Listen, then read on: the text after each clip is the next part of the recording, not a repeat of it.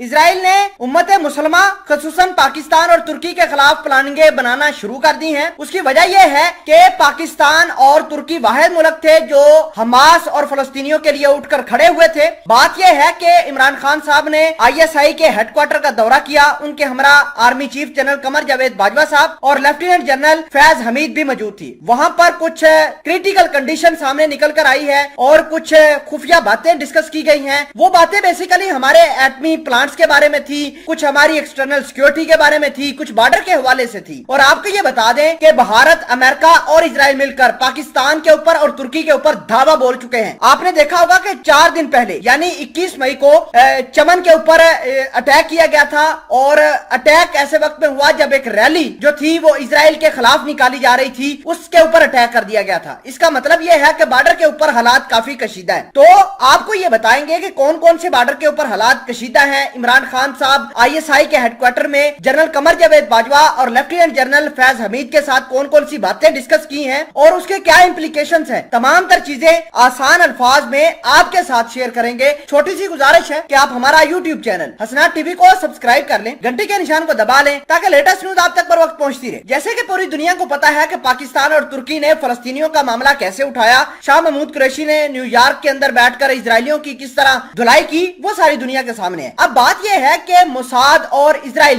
पाकिस्तान के एटमी प्लांट्स के ऊपर नजर बनाए हुए हैं और मोसाद वाले ये चाहते हैं कि पाकिस्तान के एटमी प्लांट्स उनके निशाने पर आए। तो देखिए कि पाकिस्तान के एटमी प्लांट्स पूरे तरीके से महफूज हैं। ये यहूदी ये जो बात करते हैं कि हम पूरी दुनिया पर ताकतवर हैं, हमारे जैसा कोई मुल्क नहीं है, तो वो पाकिस्तान के साथ डायरेक्ट पंगा लेकर देखे कि इजराइल ने पाकिस्तान के आसपास जितने भी ममालिक है, खुसूसन अफगानिस्तान, ईरान, भारत, यहाँ पर अपने जो जासूस है उनको अलर्ट किया है और उनको बताया है कि पाकिस्तान के अंदर पॉलिटिकल डिस्टेबिलिटी की जाए, पाकिस्तान के अंदर लॉ एंड ऑर्डर की सिचुएशन को खराब किया जाए। आपने देखा होगा कि चमन के बॉर्डर के ऊपर 21 मई को धमाका हुआ था जब लोग जो थे वो एंटी इजराइल रैलियां निकाल रहे थे। तो किसी और ने अटैक नहीं किया बल्कि इजराइल के एजेंटों ने ही उस रैली को टारगेट किया था। तो बॉर्डर के ऊपर पाकिस्तान के हालात काफी खराब हैं। पाकिस्तान के इमरान खान ने, ISI के चीफ ने और जनरल कमर जावेद बाजवा ने एक मरतबा बॉर्डर के ऊपर जितनी भी फौज है,